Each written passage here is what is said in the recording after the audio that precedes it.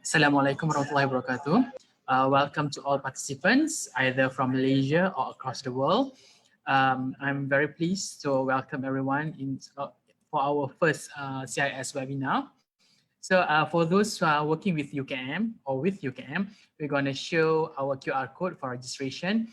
And for those who did not yet register, please register your name at the URL given in the chat room so that we can provide you with a certificate. Thank you very much.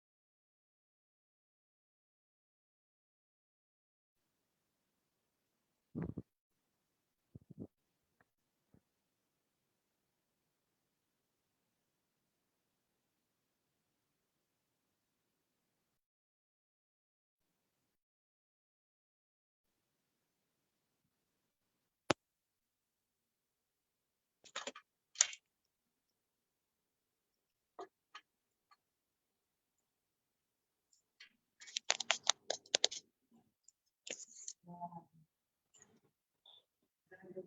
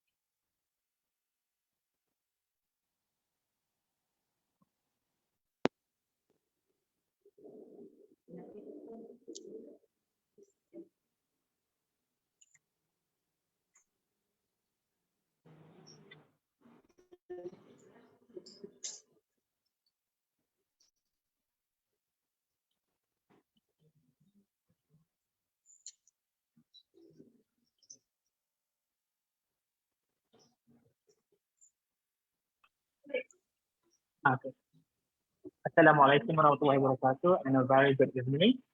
Welcome to CIS Entoma webinar series with the title, What Do We Know and Still Miss Out About Insect Extinction? To move on our event today, please start the Al-Fatihah for Muslims, and for those who are non-Muslims, please observe the moment of silence. Al-Fatihah.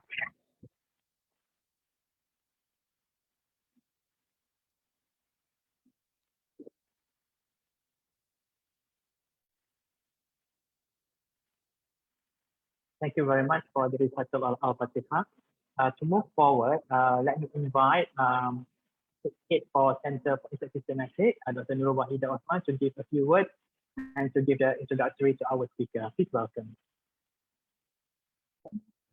Thank you, Mr. Hanafi. So, good afternoon to all, and welcome to our first webinar from our Center for Insect Systematic. So, this is our first webinar series from CIS. This webinar is also co-organized with Entomological Society of Malaysia, Entoma. So, for those who have never heard about CIS, we are one of the Center of Excellence in the Faculty of Science and Technology in University Kebangsaan Malaysia, Bali.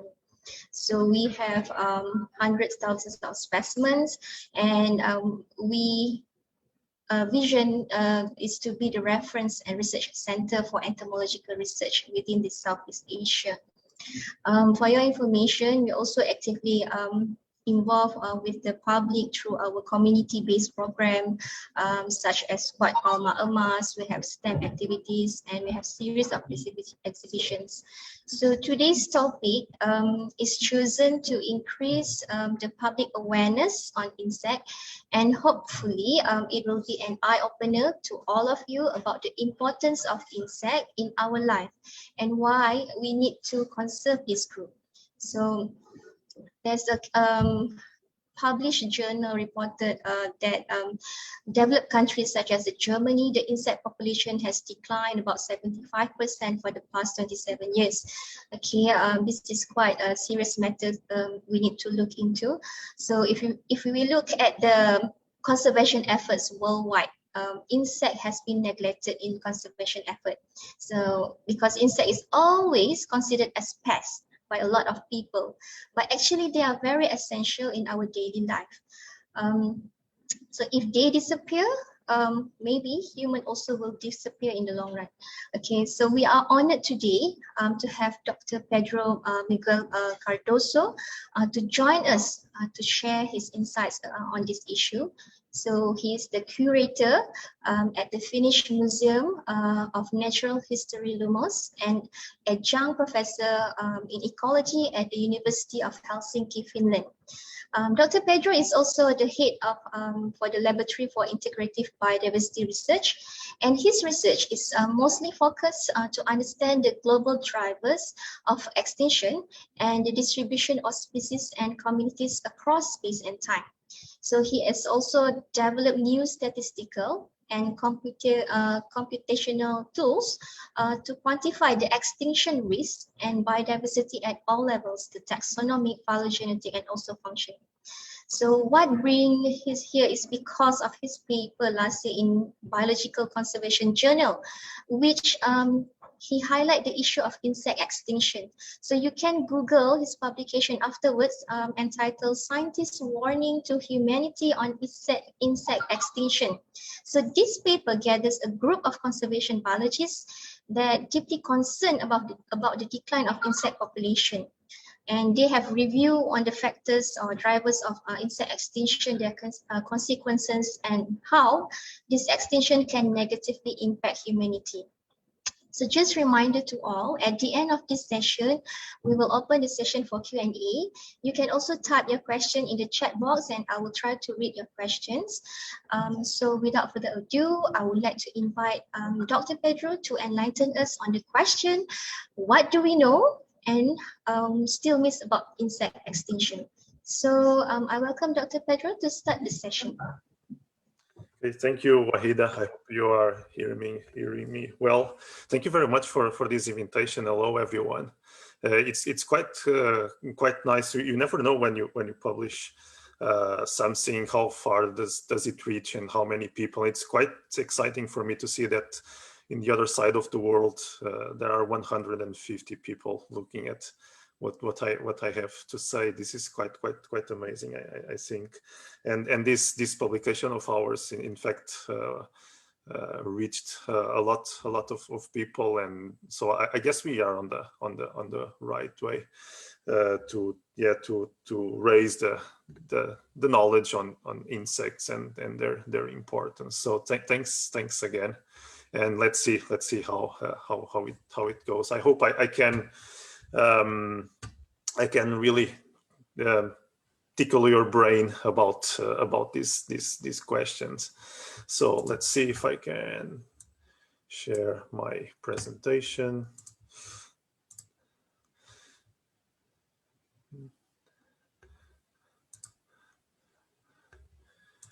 If I do it like this, and now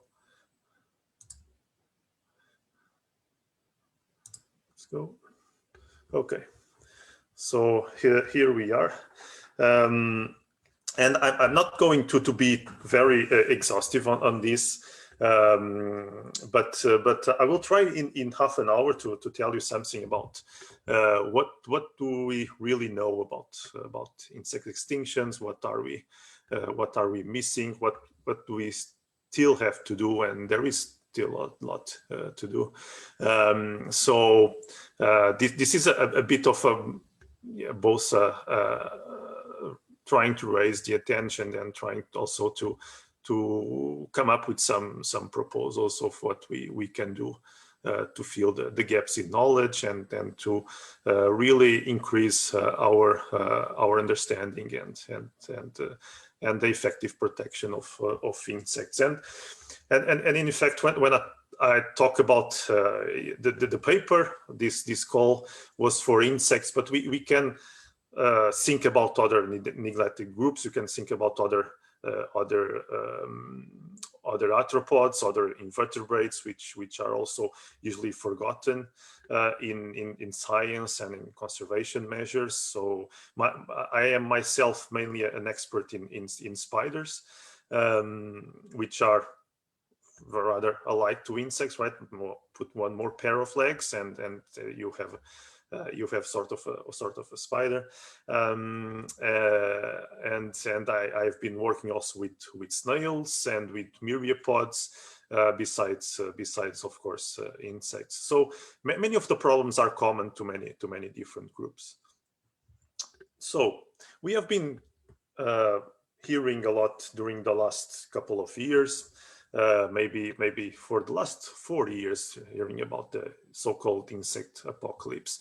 But what is this? As Wahido was saying, in fact, all the attention started when Caspar Hallmann in Germany detected that was a 70% decline in very few decades in some German areas, including protected areas. It declined in the biomass, and this number, this 75%, was really a call for attention, because this was one of the first. It's a really big number. I mean, we're talking about three-fourths of the biomass disappearing in a very short time, and it's a very precise estimate. And so this was really a call for many people that were unaware that insects could also be imperiled. And after this, not only the attention was really large from the public, but also from researchers. So we then had a number of papers. Also had this one about by Sanchez Bayo and Vicuis about the worldwide decline of the entomofauna, and also reviewing its drivers. But as you see, much of it, or most of what's studied comes from Europe and from the USA. So very few studies come from other areas, and of course in your own region there's only one single study, or maybe a couple of studies, but I think this is one single study. So much of what we know, in fact, comes from very few countries, and countries that have only a small fraction of the diversity. And of course, likewise, it also comes from very few taxa. So there are a few taxa like beetles and Hymenoptera, and we're mainly talking about bees and other pollinators. There are very few taxa which have received much of the attention. For most of the taxa, we just do not know what's happening, and even what we know is very fragmented, and it's basically limited to very few countries, and countries with relatively little diversity. There was also this big analysis. They called it a meta-analysis, but in fact it was not a meta-analysis, that revealed both declines and increases depending on the group. But this more than these declines and increases, which in fact are just an average, and the average sometimes is not very useful. And in this case, I think it's not useful at all. What this paper revealed is that, again, mostly in the same regions, so in Europe and the United States, some taxa were declining, some taxa were increasing. So while some papers seem to be tragic, or revealing a really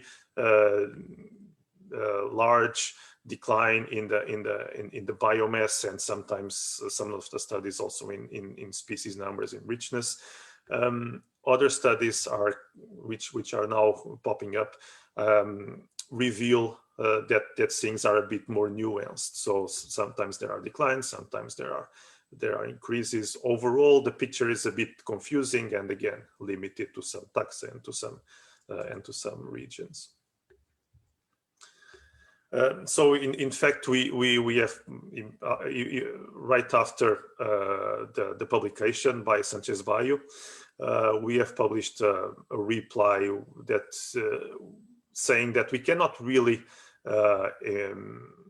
embark in this catastrophic language, at least for now, because we really have very few data, and in fact that paper in particular by Sanchez Bayo had lots of statistical flaws. So in my view, that paper was quite it was too much biased to be considered as reliable, while papers like the ones by Kasper Hallman and by Van Klink, they were of course limited to some regions, but at least they were based on good data. So we are missing a lot. So let's start what we are missing in what we really know about insects, about what's happening with their populations. All this can be seen in a single graphic, which is something that in fact I published in 2011. So now it's 10 years ago. And this paper at the time in the same journal that we have published the scientist's warning, biological conservation, already alerted to the 7 impediments to invertebrate conservation. So why don't we why are insects and other invertebrates forgotten when it comes to species protection? And then we talk about all the gaps in knowledge by the public, by politicians, which are who decide where the money goes, and even by researchers. We all know that even within the scientific community, many researchers think that insects are not that important, and that we should basically focus our efforts on vertebrates, and usually large vertebrates, birds and mammals. And we had all this neglect leads to several scientific shortfalls. First, the Linnean shortfall, which is basically that we don't know most of the species. So we have about 1 million of species of insects described, 1 million and something, but we might in fact there might be in fact about 5 million species existent, and maybe more. So we are still very far from knowing all the species, and this is particularly relevant in the tropics. For some taxa, if you go to any tropical country, you will have 80, 90, 95% of the species still to be described.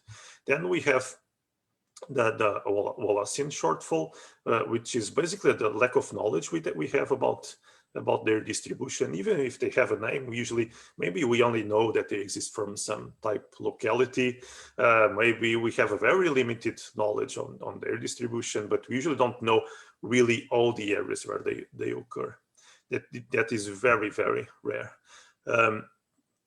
Then the Prestonian shortfall, which basically is our lack of knowledge on their abundances and how their abundances change in time, and this is what all these later papers about the insect extinctions have been focusing on, on the abundances and the trends on the abundances of a different species, and all this relates with the Prestonian shortfall. How little we know about these matters. And then finally the Hutchinsonian shortfall, which is how little we know about how the different species react to changes in their environment. So to land use change, to climate change, or whatever might affect their populations. And in fact, the largest database for the extinction risk all organisms is the IUCN database, the IUCN red list, and we have less than 1% of arthropods evaluated. So if you see, for example, mammals, birds, and amphibians, they are all basically all, if not 100%, almost 100% evaluated by the International Union for the Conservation of Nature, while for our arthropods, so insects and other and similar taxa, the percentage is completely negligible. So it's really small, and we still have a lot of work to do in this respect. Also, even here in Europe, that sometimes is considered to be an example for the rest of the world. Well, living here, sometimes I'm pretty ashamed how Europe behaves in this respect compared with many other countries. So most of the funding for species conservation at European level comes from this instrument called LIFE projects, which is some pan-European projects within the European Union that are intended to preserve species and their habitats.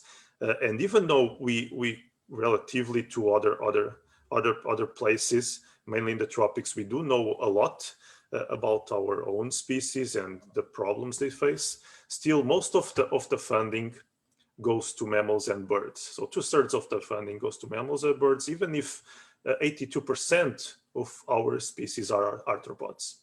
And of course, of these 80% of arthropods, we have a big majority of insects.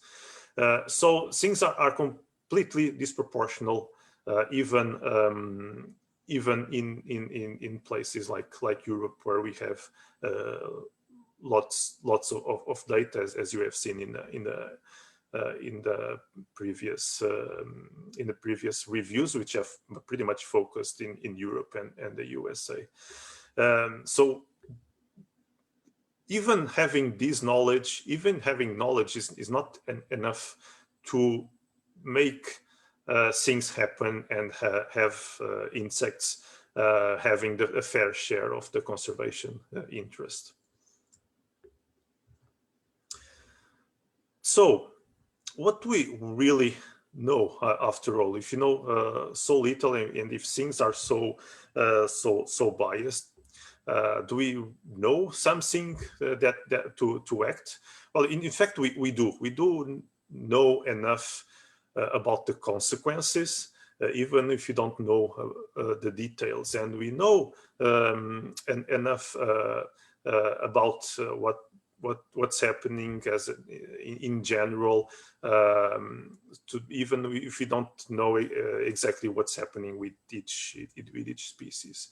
So we do know that insects, as the rest of biodiversity, are in general declining in many parts of the world.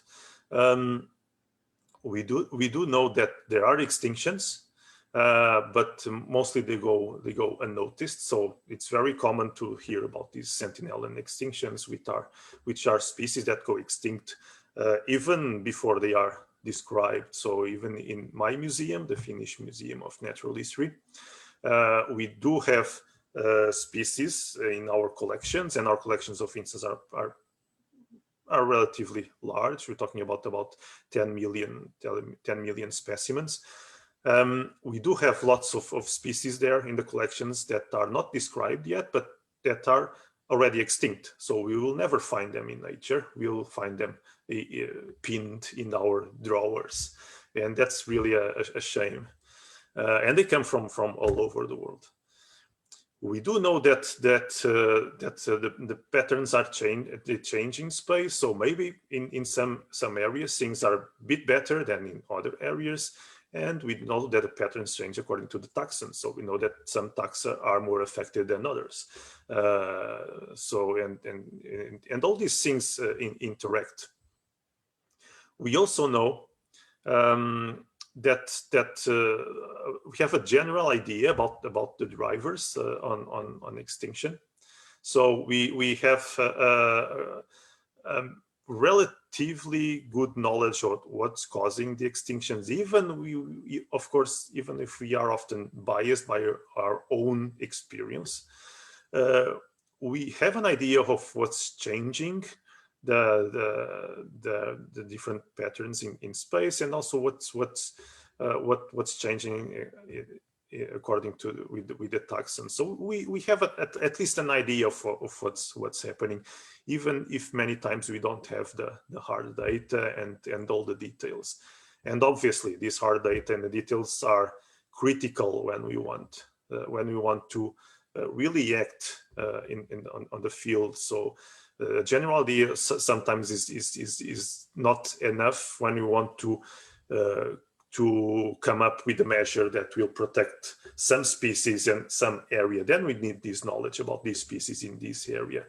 But at least we have a general idea of what's happening, and we can propose some general framework to protect insect species. So based on this relatively recent idea of the World Scientists' Warning to Humanity, which was basically a call from scientists to the general population on what really is happening with ecosystems and the planet as a whole. These publications have had a big impact on the general public, and besides these general warnings that were led by William Ripple, there was this idea of also having thematic calls or warnings to humanity.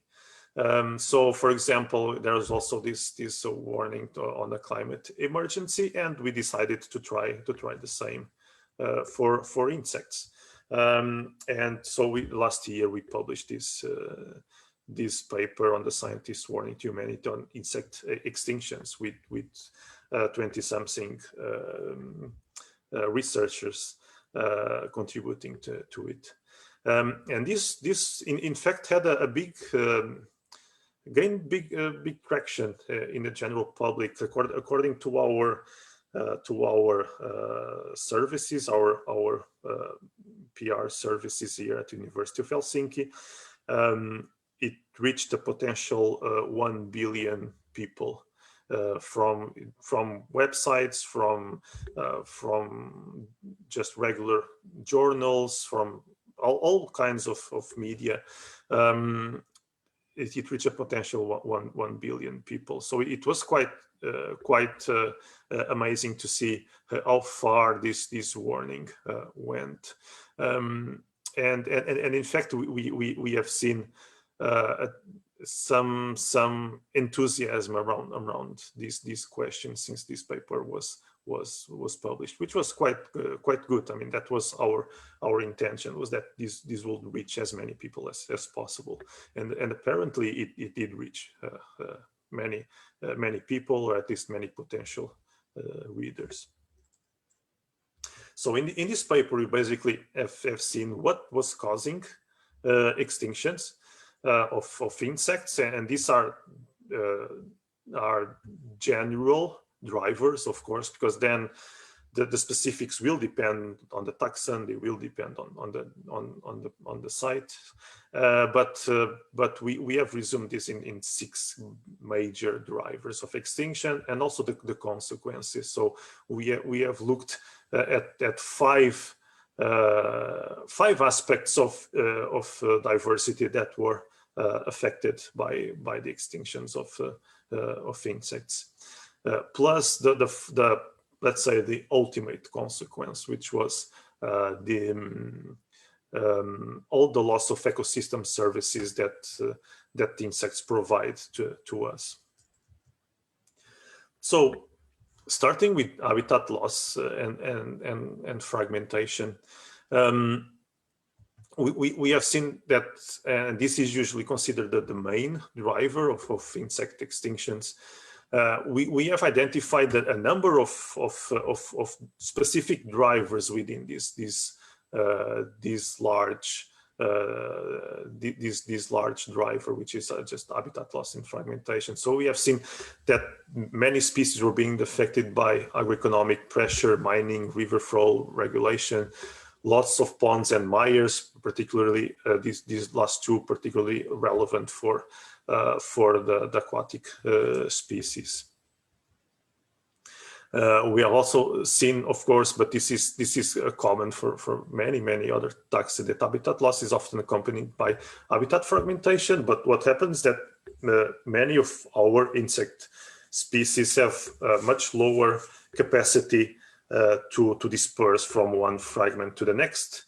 Although many of them do fly, there are many species which do not fly, or for which flying is just too much costly in terms of energy to disperse to the next fragment. So this is quite critical mainly for these species that have low dispersal ability. We have seen that, of course, climate change is also a problem. We have seen shifts in the ranges of species, but of course these shifts are limited if you have fragmentation, right?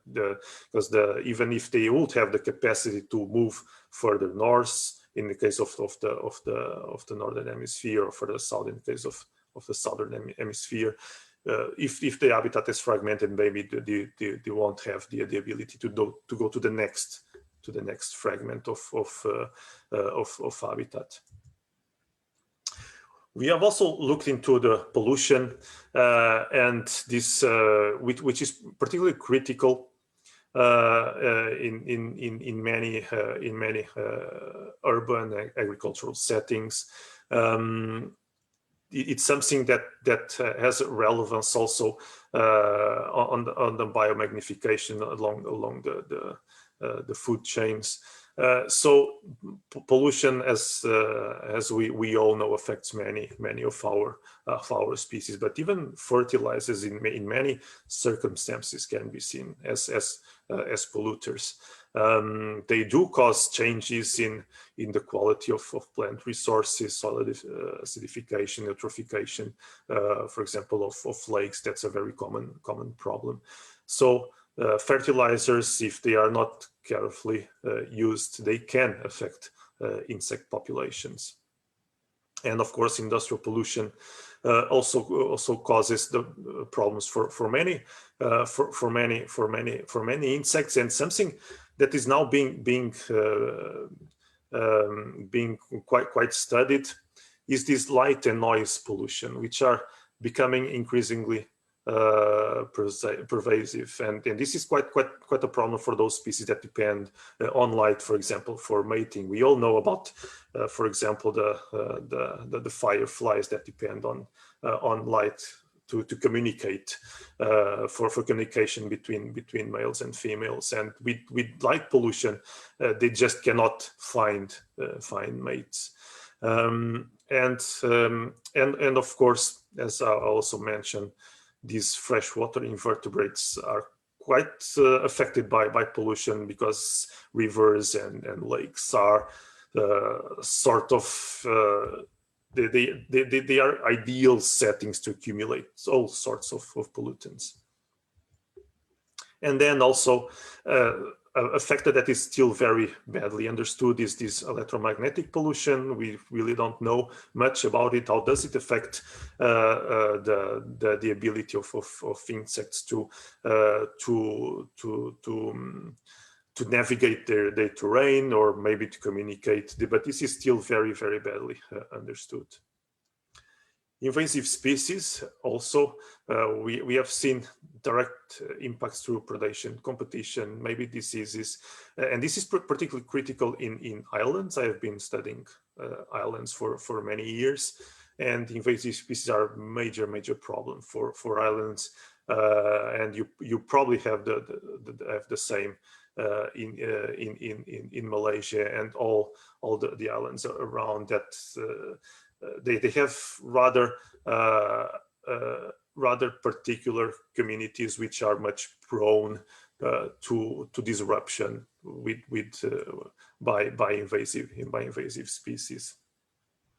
So and of course, besides the direct impacts, there are all the indirect impacts along the trophic network.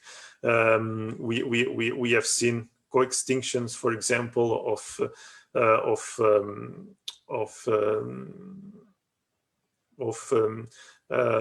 herbivores or the parasitoid hosts, and with them the insects that depend on them are the insects are also affected, and of course even invasive plants that displace the native plants from the native habitat. They will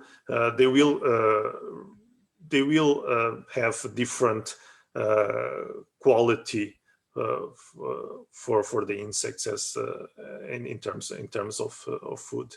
So all this is affected by invasive species, and of course then we also have all the diseases that the invasive species carry with them, and that can affect the native species. Obviously, climate change. We have seen shifts in species distribution ranges, including contractions if the populations basically don't have where to go. We have seen phenological displacements. We have seen that some species are now emerging sooner in many areas of Europe here, for example, because of global warming. They are emerging sooner, and this will not be a major problem that they emerge sooner, but the problem is that maybe the plants that they feed on do not emerge or are not in their maximum at the same time. So there is this mismatch between the insect populations and their resources, and that can be a major problem. Of course, there are novel interactions, species that were not contacting because some are expanding. They will now contact with new species, and this can obviously cause novel interactions, which we never know what will cause in the long term, and the cascading effects along again the network. Then something relatively minor, but quite serious for some species, is that many insects are kept as pets.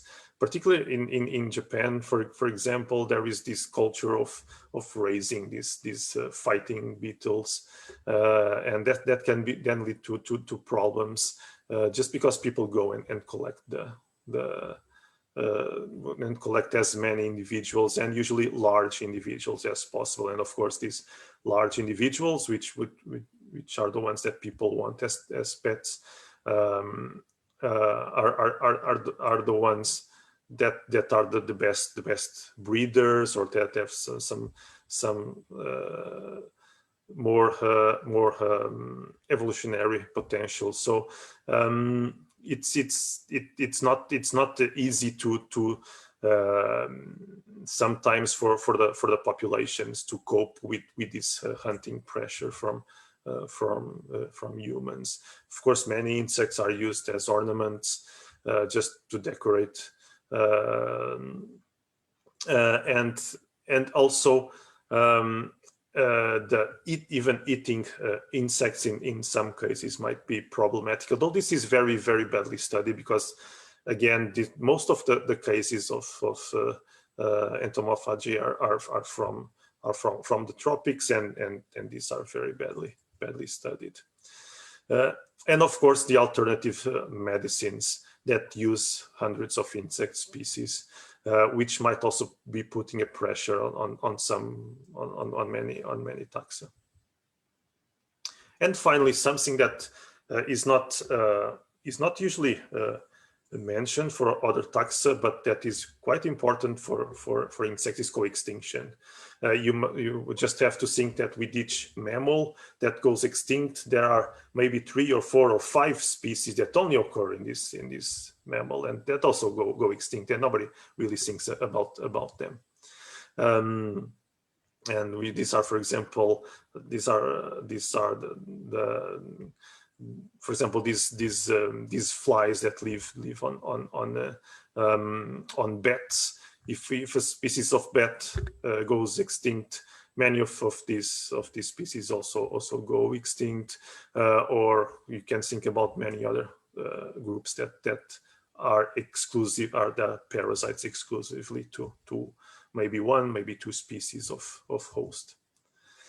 And then, of course, also insects have other insects dependent on them, all the parasites and all the parasitoids.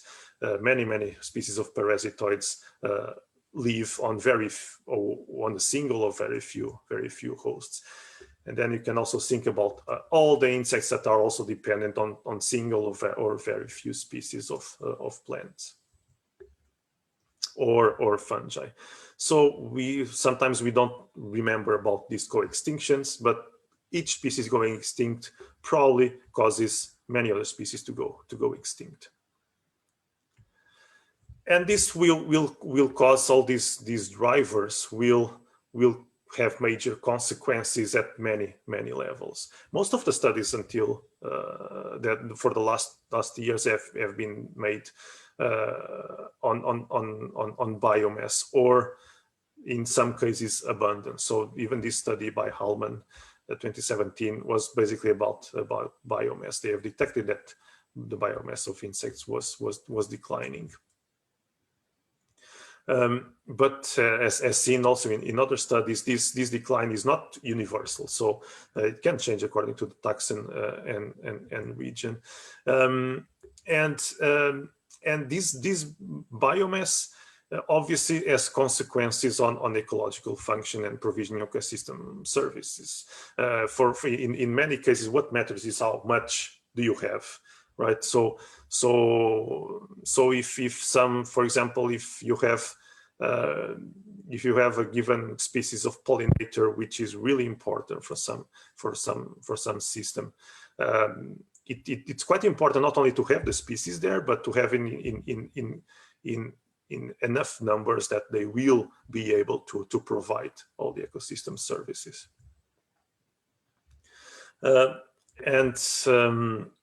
And this also implies with those species that are still common and widespread, and that we sometimes forget about when we talk about species declines. When we talk about extinctions, we're always thinking about the rare species, but even the common and widespread, their spatial trends, in fact, might be the most important to know how some ecosystem will cope with all the dynamics that are involved in this in all these changes. There are differences in space and time. So these insects many times have large turnover in space or maybe in microhabitat. We see that in many tropical forests, for example, if you just move a few kilometers, maybe 10 kilometers, you'll have completely different species, completely different set of species for some taxa, and these differences are getting smaller and smaller due to many factors. Usually these differences are mainly made by the rare species, and if these disappear, these rare species disappear, then the differences between sites will be smaller. And this is the so-called homogenization. So we do observe this in many cases, that by losing species, sites separated even by a few kilometers, maybe by hundreds of kilometers, will be increasingly similar between them. And this is a loss of diversity. But also in time, you might lose diversity. So from year to year, there is usually a big replacement of species, and this might not be the case if many of these species disappear. You'll have more and more similar communities from one year to the next. You also lose phylogenetic diversity. Many insects are part of the tree of life in very unique branches. So if you lose these species, then you lose a big part of the evolutionary history of insects, and much more than, for example, if you lose one species in a genus with 100 different species. Then in phylogenetic terms, that's less significant than if you lose one species which is unique in that family. So, for example, there are these two grasshoppers which are critically this grasshopper which is critically endangered. It's in a family which only has 2 species. So if you lose this species and it is now critically endangered, we will lose almost the entire branch, almost the entire family. We'll have another species, but imagine that we lose these 2 species, then we lose an entire family. This is quite significant. Also, we lose functional diversity. We know that threatened species tend to share biological traits that influence their extinction risk. So many times it's the large species that are more threatened, or maybe it's those species that have very few progeny, or the species that have low dispersal ability. But when we lose species, we tend to lose these traits and this part of the functional spectrum. Or specialists, if they are specialists in habitat type, for example, if this habitat is lost, then the species will go extinct. And by losing these specialists, we are losing also a big part of all the functions that species cover. Maybe the very small or the very large species will be lost. Maybe the poor dispersers. So there are many cases that we see that some species are more prone to extinction than others, and by losing them, we will lose some functional diversity. And related to this, of course, ecological networks. If we lose some species, we might be losing interactions. And because interactions are much more numerous than species, if you lose, for example, one species, we'll lose all the interactions that this species represents. Maybe we'll lose interactions with the predator, or maybe with the host, or whatever. Then we will be losing a lot. And sometimes these species that are more crucial for the network structure are the ones that are most at risk of going extinct, and this will cause disruptions across the network. And of course, it will also depend on the kind of network, and this is something that is now really starting to be studied. So, what's next? How can we solve? We already know something, but we still miss a lot. So what are the next steps that we should focus on? Well, because the information was so scarce, we started by recently, and this should be, well, at least we hope, published soon. This paper by a previous PhD student of mine, Maria Milicic from Serbia. We have asked close to 500 experts worldwide about their opinion about insect extinctions, and at least it was not perfect. Again, this was dominated by European answers, but at least we did have some answers from the tropics, and this was quite well balanced in terms of taxa. So the number of answers we got was more or less proportional to the number of species. So with known species, with the number of beetle experts dominating, but also lots of butterfly and fly experts, and wasp and experts replying. So this was quite balancing in terms of taxa cover, this query. And we asked these 500 experts what were, on their opinion, the main threats towards insects, and there was quite a general consensus across regions, although there were some differences.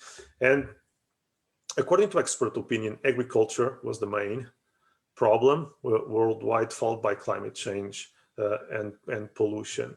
So this was quite novel, because until now we could not really rank what were the main threats to species, but this was quite enlightening to know about the opinions of the experts, and how will they rank the different threats, and likewise what would be the best strategies to manage these. And then land management and land protection were also considered to be the best ways to preserve insects, and this was across all biogeographical regions.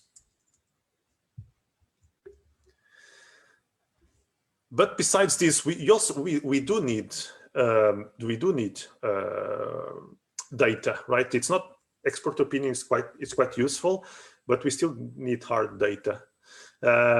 So we now have a project to try to mobilize existing data, and this is not an insect, is a spider, but it's a cosmopolitan spider. It is everywhere because it lives inside houses, and it's quite attached to humans.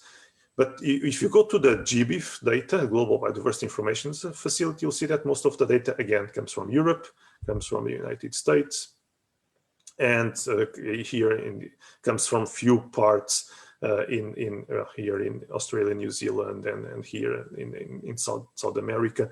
But we are still need to mobilize the data for most of the world.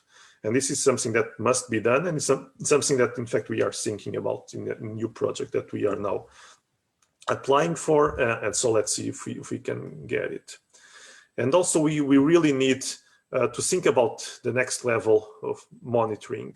So in 2019, we proposed this a global strategy to how to monitor insect extinctions in a standardized way, so that we can really predict or not a global insect apocalypse. And this will involve standardized sampling, to involve measuring abundance and biomass, but also looking at the species, looking at the genetic and phylogenetic diversity, maybe using morphospecies as a first approach, and having a common database for all the data. But this is still in the beginning, and I think we still have a lot of ground to cover until we can really apply a common method across the world that will tell us something about the trends of insect populations.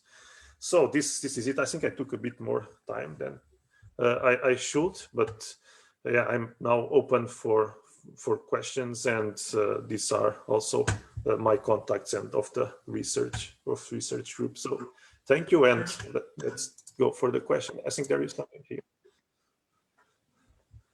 Okay. Thank you, Dr. Pedro. It was very interesting text and figure you showed there. So I open this session for Q&A. If you have any questions, you can raise your hand, or you can type the question on the chat box.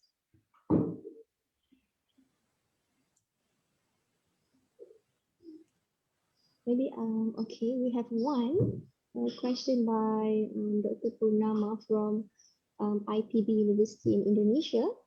So he asked about why is freshwater insects increases? Is that trend happens in all regions or only in Europe?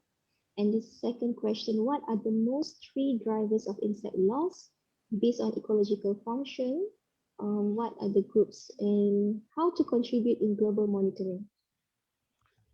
Okay, so why the freshwater insect increases? What the Van Klink et al.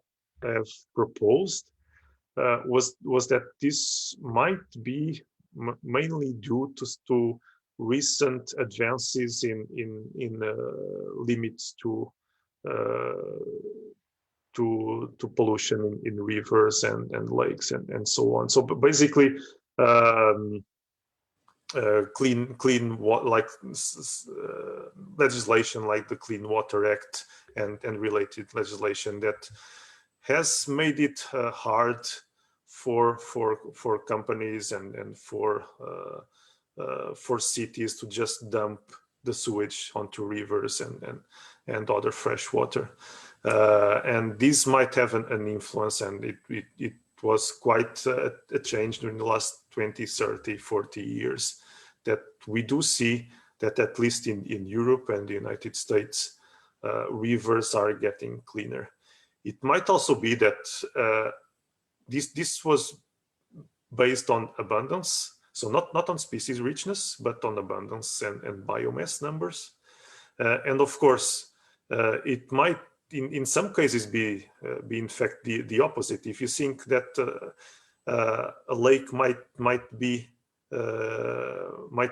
polluted, and this will increase the abundance of some groups like mosquitoes or flies that benefit, some species benefit from pollution, then you'll see an increase in biomass, right? But it's not really the increase of biomass that you want, because it's caused by, in fact, by pollution.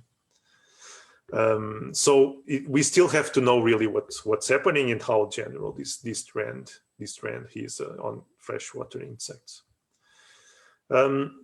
About the three most important drivers, according to our questionnaire to 500 experts, it was agriculture, climate change, and I don't remember what was the third. I think it was urbanization, but the main one was agriculture. And with agriculture, we also comes deforestation, and we're also thinking about all the land cleared for cattle ranching.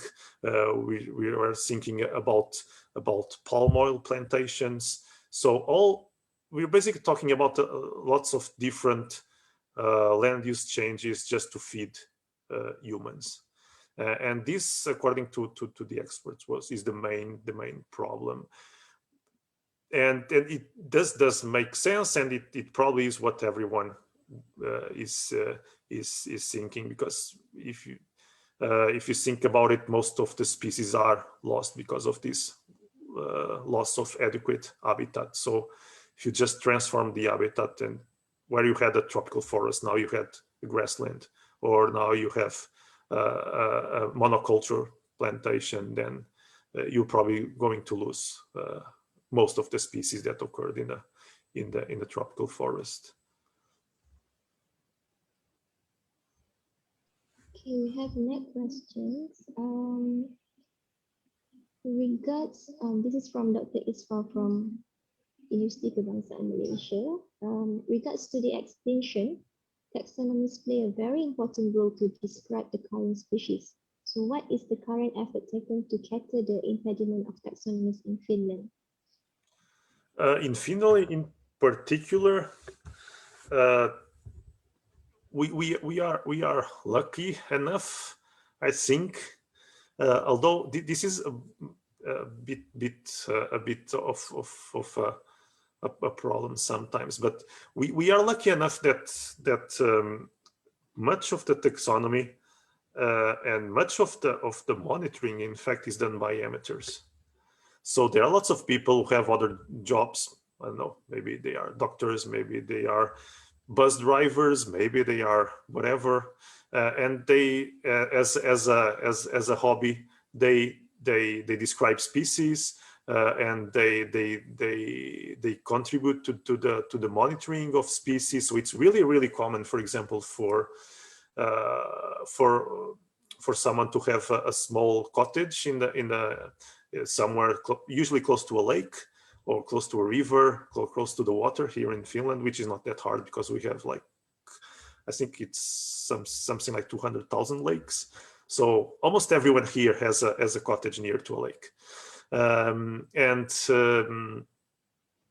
many of these people, they set up, for example, molest traps every year close to their cottage, and they have been doing this for 20, 30 or 40 years. And then they, with this information, they monitor the populations, and they even describe species.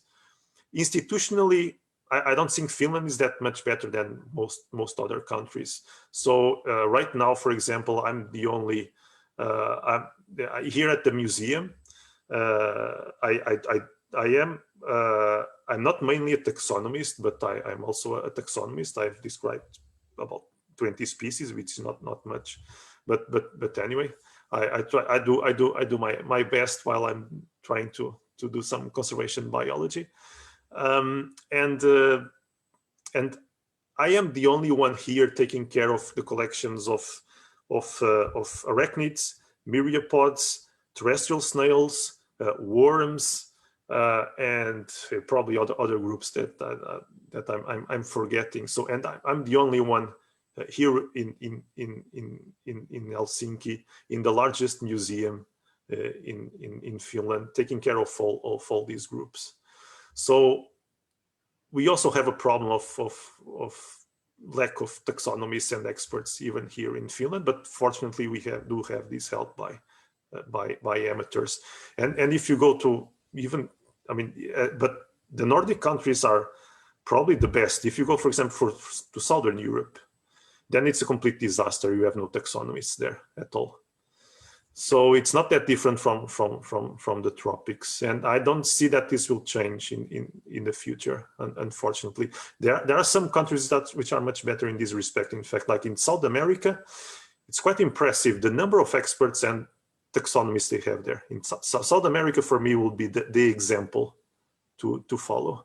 For some reason, maybe because they realize that they have so much richness that they have decided to invest heavily on taxonomy. Okay, next question from Michelle. So she asked about your view on the movie Snowpiercer, where insect used to make into main food source. You have mentioned that there's entomophagy is one of the reasons, right? So we just want to know your point of view, and also, do you think this will ever happen in real world, where insect will be our main food source? We are talking about food security in future. Well, in fact, this is a very serious question. I am following Snowpiercer, but I don't remember they're eating insects. But maybe I missed that one. I think there are a few attempts to turn insects into one of the main, at least protein sources, and even here in Finland, there is a company specialized only in raising crickets, and they were selling crickets just to eat together with peanuts, and it's quite good. I can tell you. And they're also doing some bread with crushed crickets, which was also the best bread that you could find here in Finland, coincidentally. But this probably will be the maybe it won't be the solution. It will never be mainstream, I think. Probably the substitutes for animal protein will be some synthetic meat, but the insects I think will increase in importance and will play at least a large role in this change mainly from cattle production to finding alternative sources of protein. So it is increasing, and I think it's just a cultural thing that we still find it a bit disgusting, at least here in Europe. But there is no reason. I mean, we eat snails, so why not eating insects, right? Yes. Next question from Dr. Nur Farhan, UKM. How do you think is the best way for humankind to move forward, balancing between human interest for wealth and conservation? I think this is a very good question. Yeah, it's also a very difficult question. Maybe that's why it's a good question. Well, I think that the main problem is to change our mind frame from thinking about nature as something that we control and that is here to serve us, to thinking that we are part of nature and not really. So we are changing our mind that we things are not here for our own good. We're just part of it. And once you start thinking in these terms, then I think you start respecting not only insects but nature in general, and we start realizing how interconnected and how dependent we are on insects and other animals and plants and fungi and so on. How dependent we are on them, and that if we don't protect them, then basically we have no future, and then we have to move to Mars like Elon Musk wants to go, right? So maybe we'll just have to go to another planet once we screw up with this one. Okay, maybe we can take another 2 questions before we end the session. So another question by Dr. Purnama. So we know that insects has different ecological function as herbivore, predators, and so on. So you have any information on what the most impacted groups by climate change?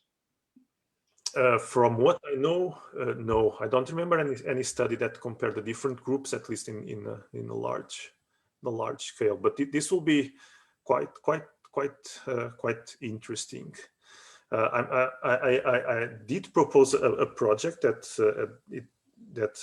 I briefly mentioned during the talk, that we want to move or to get as much data as possible from across the world on different taxa. And this will be one of the questions that we will tackle if how do the different guilds respond to different stressors. But from what I know, there is nothing done. Maybe a few studies in small scales with very good data, but nothing really general. Okay, probably last question. Despite that insect does not have the same reputation as the mammals and birds, how can we make a better market for insect in conservation? Yeah, it's true. They still are far from having a good reputation in general. But I think things are changing. I'm quite hopeful that things are changing. The question is if they will change fast enough. But something that we are really and we must really focus on is trying to show that the other side of insects. So showing people those how not only how important they are, but for example, something that was really amazing, that the reaction to people was the recent interest in this. It's not an insect, it's a spider, but these peacock spiders. We probably have seen YouTube videos on the peacock spiders dancing. I mean, this, you won't believe how many people ask us questions about these spiders, because they are beautiful and they dance and they seem to have this really complex behavior like mammals show. So people relate with them. So showing this that insects and other invertebrates are not just small brown things that are moving around a bit aimlessly. Showing this almost a bit more human side of insects does help a lot. But I'm pretty sure that this will take long, and yeah, we are still trying to figure out how to do it. After all, usually they are quite small, and it's really hard for people to connect with something that is so small and apparently insignificant.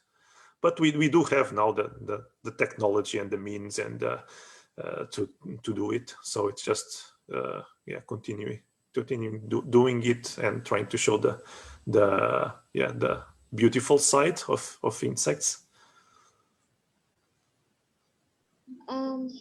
We have one last question from our Facebook live page. So, do you think that the culture or trend to eat insect in some country as food should be stopped? Because people thought insects are abundant, so they don't really mind. This is by Nukistina. So we also have Facebook live just now.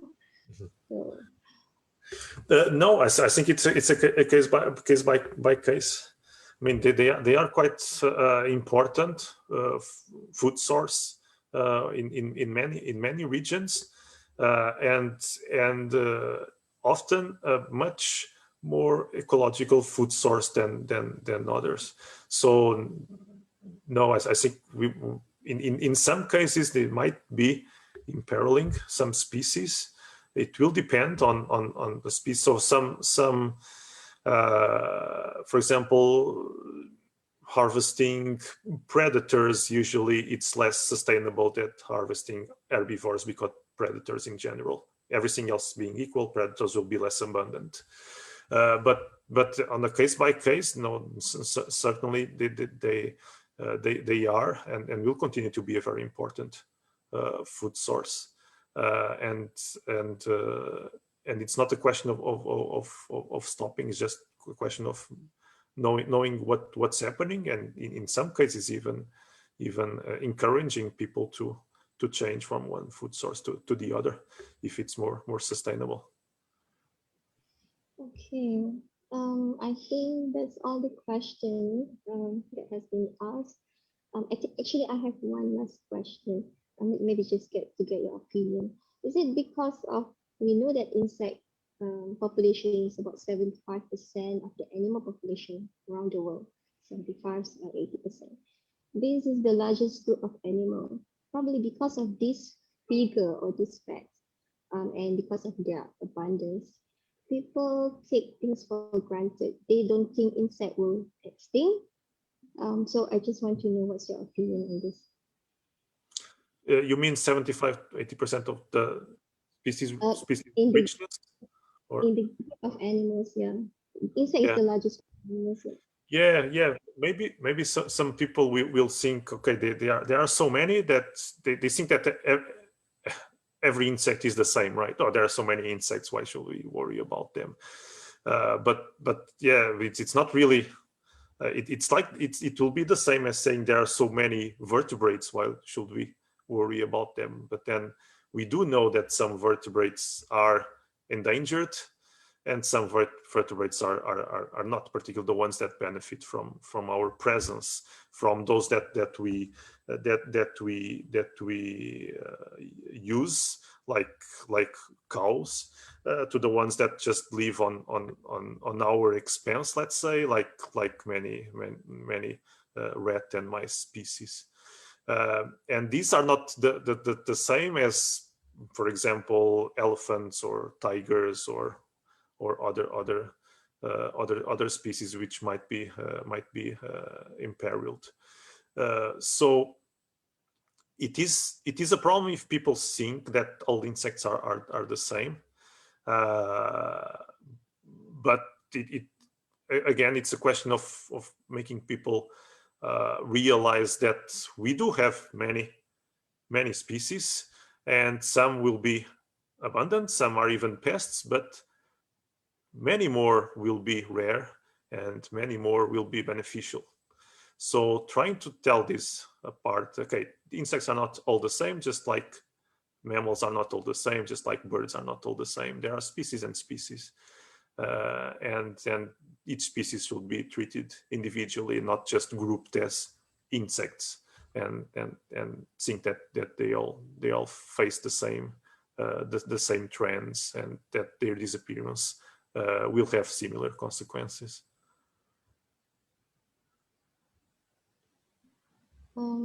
Mr. Hanafi, you want to ask question? Okay, well, thank you, Dr. Wahida.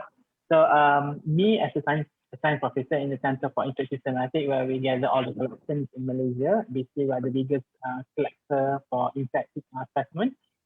So it seems quite hard for me and our team to secure any funding or any collaboration with the ministry or government or even the people in regards to creating awareness as well as taking action or mitigation in order to secure the abundance and the livelihood of these insects.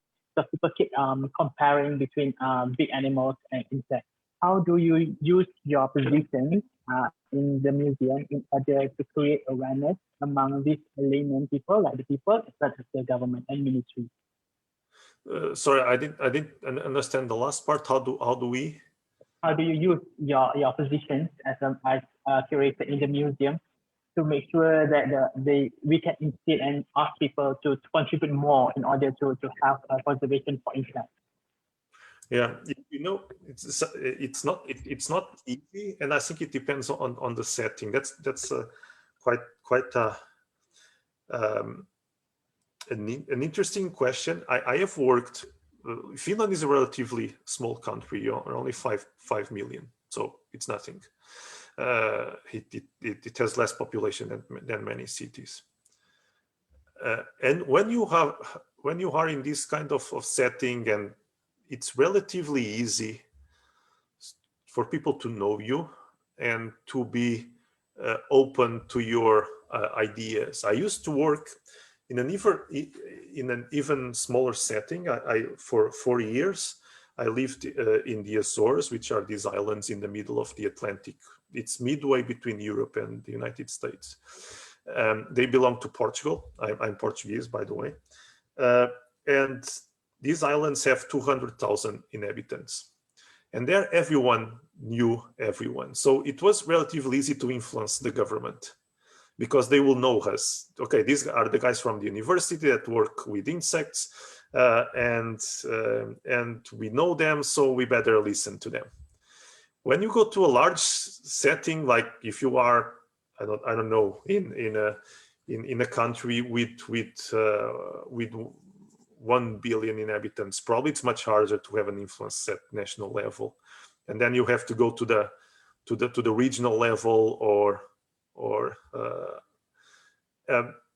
to a level where people do know you and do respect you.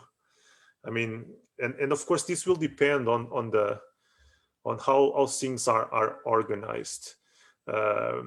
So if, for example, protected areas or science are funded not by a national level, which would have to fund or which will have to be concerned about 100 million people, let's say.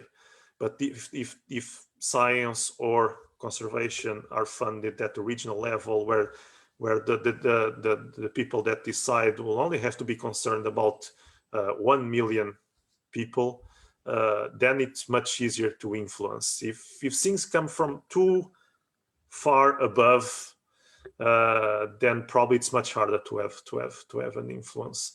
So here in Finland, all the funding comes from the national government, or we are lucky, let's say, enough to be only 5 million. So it's relatively easy to have an influence. I think there must be some point at which it becomes impossible to influence any decisions, because there are so many things going on if the politicians have too many things to take care of and don't know you.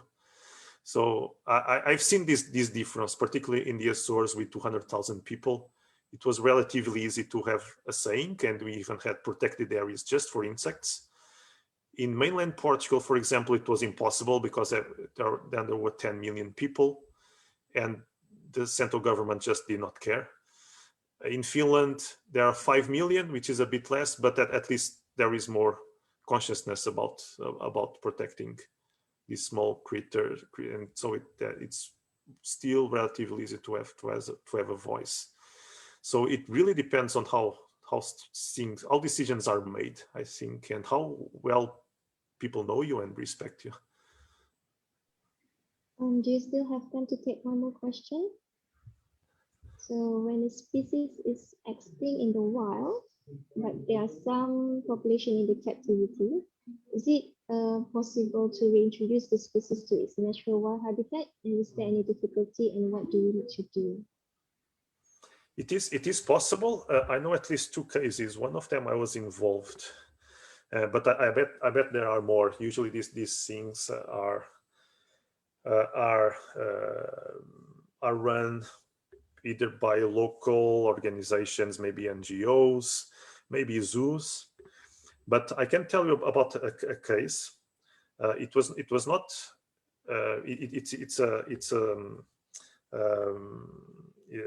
It's a large spider from Madeira, another group of islands that belongs to Portugal, and this species only occupied less than 1 square kilometer, 80 hectares. In a question of 3 or 4 years, its population declined and by 80%, and it was limited to about less than 20 hectares. So it was nothing. So we together with the Bristol Zoo in the UK, we have taken 25 juveniles of the remaining population, and they have bred the species. In the meanwhile, there are these ex situ populations being bred in captivity in 8 or 9 zoos in the UK, in Germany, and I don't remember if something else, but at least in the UK and Germany. And these are ready to be released in the wild if needed. There was some effort to recover the habitat, and apparently the species is recovering. So there won't be a need, but if needed, we did work with these zoos to be able to release the species into the wild. And the only of course, the difficulty, besides being able to breed, not always it is easy. In this case, it was easy. The difficulty is knowing about all the new interactions that the species will come up with. If, for example, if it's in the short term and in the same place that it was that was native to the species, then it's relatively easy. But if it's in the long term, maybe everything has changed and in the habitat, and the species won't be able to survive there because everything is so changed that you won't find the resources. Or maybe there are other species now occupying the same space, and there will be interactions that we cannot really predict. So all these things have to be considered. But it is certainly possible just to, and if the species is easy to breed in captivity, then that might be an option for really endangered and very range endemic species. Okay, I think we should stop the session. Thank you for this very fruitful session and insights from you. You have enlightened us on these topics of insect extinction. And I think we need to start small steps for insect conservation. And Can we have a group photo before we end the session? And thank you so much for accepting our invitation for our webinar today. So everybody can switch on the camera and you can take some group photo. Good. Thank you very much for the invitation. And yeah, it's really nice to have almost 200 people here. Quite Yes. impressive. We have more people in Facebook as well. Sorry. Wait. Okay, take pictures. 1, 2, 3. Okay, one more. 1, 2, 3. Okay. Oh, they have 7 pages. Okay, 1, 2, 3.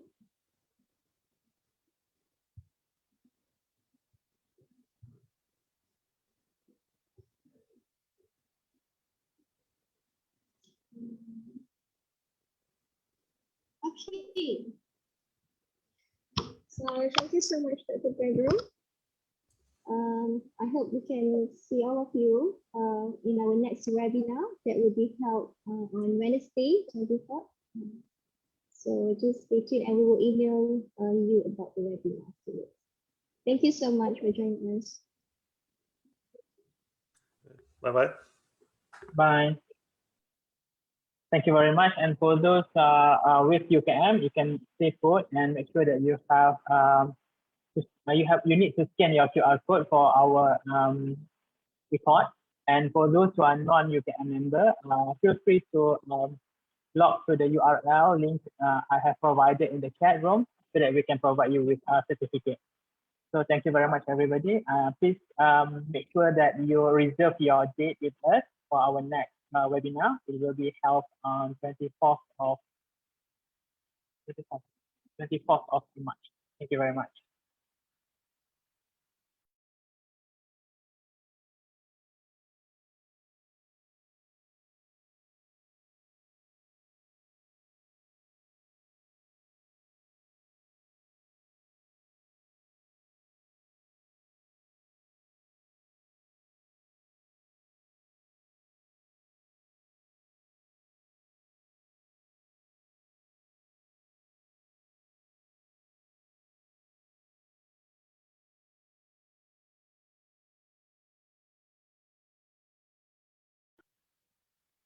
For those our friends from overseas across the globe, please make sure that stay with us for our next seminar. And should you have the liberty to share the link when we provide the link to you on 24th of March webinar.